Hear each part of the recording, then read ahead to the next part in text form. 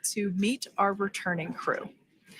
U.S. Space Force Colonel Nick Hague is your Crew 9 commander.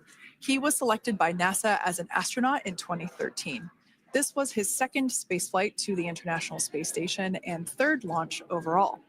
He spent 171 days in space with Crew 9 and has a career total of 374 days in space. During his mission, he completed a spacewalk with astronaut Suni Williams.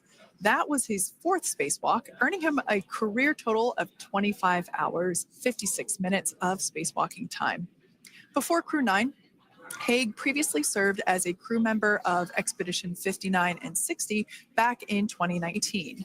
He flew with Alexei Ovchinin and NASA's Christina Koch. So this is his second time sharing the space station with Ovchinin. The Kansas native is a test pilot and distinguished graduate of the United States Air Force Academy. Nick spent 5 months in Iraq in support of Operation Iraqi Freedom. He voluntarily transferred from the United States Air Force to U.S. Space Force in 2021 and is an active colonel. His wife, Katie, is a retired U.S. Air Force colonel, and they have 2 sons. NASA astronaut Suni Williams is a mission specialist for Crew 9. This was her third visit to the International Space Station. She originally launched aboard Boeing Starliner spacecraft and arrived at the space station on June 6th. Following the agency's decision to return Starliner uncrewed, she became an Expedition 71 and 72 crew member, where she logged 286 days in space on this mission. But Suni has a total of 608 days in space, the second most time in space by a U.S. astronaut. 5 minutes until predicted comm blackout. We'll see you on the other side at 21:51.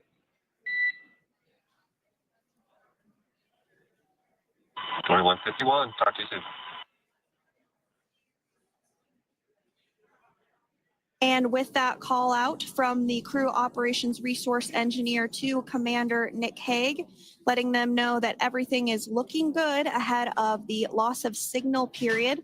We will see the crew on the other side of the loss of signal period at 2:51 p.m. Pacific time this afternoon. Continuing on about Suni Williams, who has a total of 608 days in space, the second most time in space by a U.S. astronaut. Former NASA astronaut Peggy Whitson actually ranks first for the U.S. with 675 days in space. Suni conducted 2 spacewalks and has completed 9 over the course of her career for a total of 62 hours, 6 minutes of spacewalking time. She ranks 4th on the list of cumulative time spacewalking by a female astronaut, and she has flown on 4 different spacecraft types, including the Space Shuttle, Soyuz, Starliner, and now Dragon. Previously, she served on Expedition 14 and 15 in 2006 and 2007, and again with Expedition 32 and 33 in 2012. She's a retired U.S. Navy captain and is a proud graduate of the U.S. Naval Academy and was the first astronaut to run a marathon in space. Pretty awesome stuff. Now, NASA astronaut Butch Wilmore is also serving as a mission specialist today. This is his third spaceflight and, just like Suni, logged 286 days in space. He conducted 1 spacewalk and completed 5 over the course of his career, earning him a total spacewalking time of 21 hours and 2 minutes. He's flown on 4 different spacecraft types throughout his career: the Space Shuttle, Soyuz, Starliner, and now Dragon. Previously, the Mount Juliet, Tennessee native served on STS-129 in 2009 and Expedition 41 and 42 from 2014 to 2015. Wilmore is also a retired captain in the U.S. Navy. Next up is Alexander Gorbunov, who is the third mission specialist serving on today's mission. Crew 9 was his first space flight to the space station, earning him a total of 171 days in space over the course of his career. Gorbunov, along with Nick Hague, saw the arrival of 4 visiting vehicles and saw the departure of 4 as well. The duo orbited the Earth more than 2,700 times since September. Before his cosmonaut selection in 2018, Gorbunov worked as an engineer for a rocket space corporation and helped support cargo spacecraft launches from the Baikonur Cosmodrome in Kazakhstan.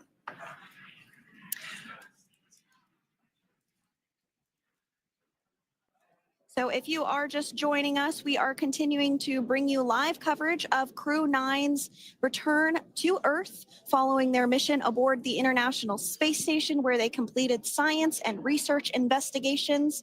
We are targeting splashdown off the coast of Florida at 2:57 p.m. Pacific time. The next major milestone that we'll look ahead towards is what we call loss of signal, or LOS, when we won't have communications with the crew because they will be re-entering the Earth's atmosphere.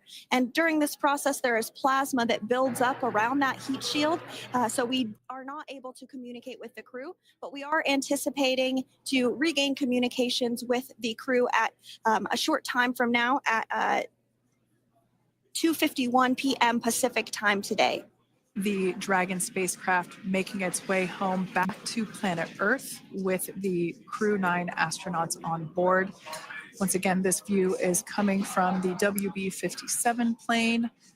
That heat shield we can see doing magnificent work as it works to Freedom, SpaceX, Comcheck.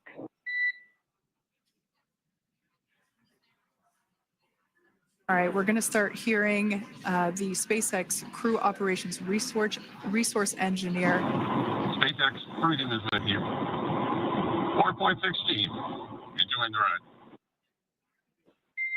Copy that, Freedom.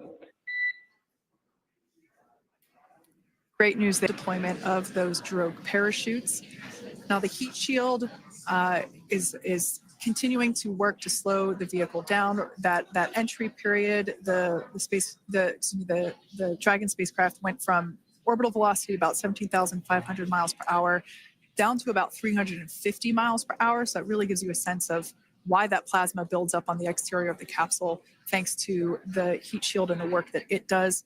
Those drogue parachutes will slow it down from 350 to about 119 miles per hour. We can see 15 kilometers. Brace for drogue window. we can see seat rotation happening inside the capsule. Great to get those first views of our crew members. Once again, the capsules are going about 350 miles per hour when the drogues are deployed. Those drogue parachutes that we manufacture here in-house are 2:53 p.m. Pacific, so we should see it any second now. And there you are getting a great view of Crew 9 inside Dragon Freedom as it returns back to Earth. We are awaiting the drogue deploys. This view coming from the WB-57 high altitude plane. And there you see it on your screen, drogue deployment. Drogue descent rate nominal. You can hear the crowd here. Visual on 2 healthy drogues. The crowd here very excited as Dragon Freedom continues to make its way back to planet Earth.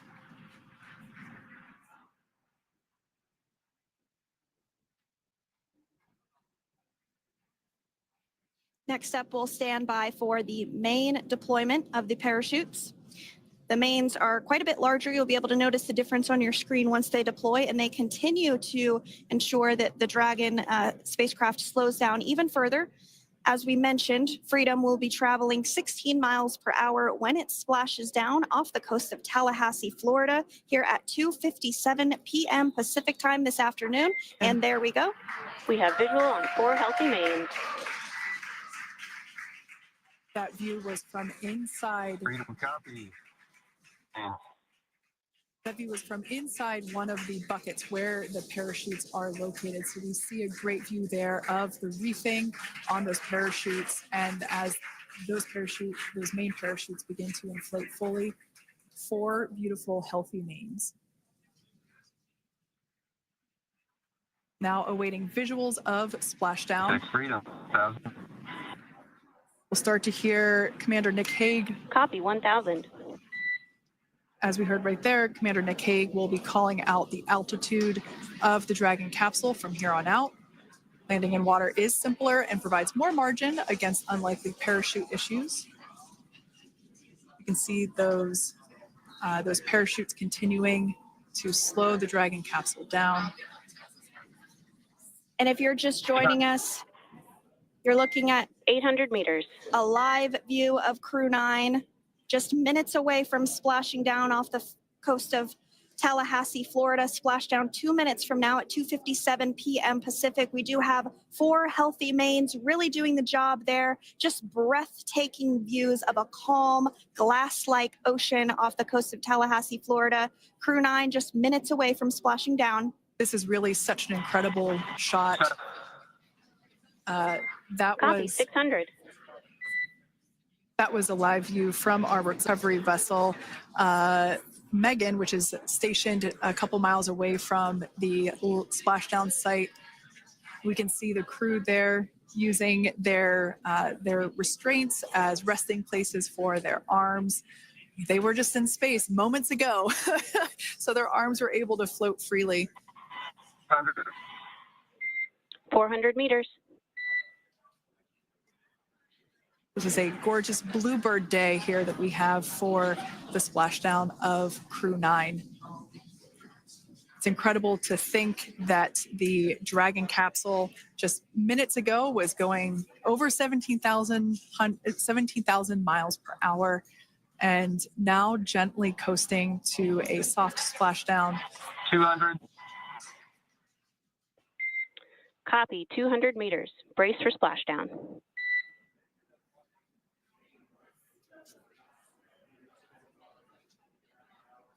As you can see there on your screen, continuing to monitor progress of the Dragon spacecraft.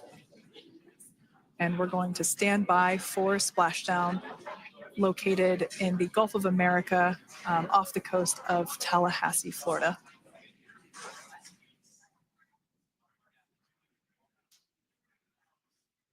And splashdown. Crew 9 back on Earth.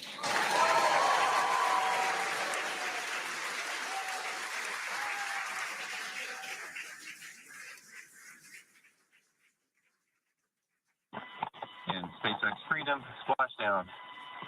Good main release. Copy, splashdown. We see main chutes cut. Nick, Alex, Butch, Sunny, on behalf of SpaceX, welcome home.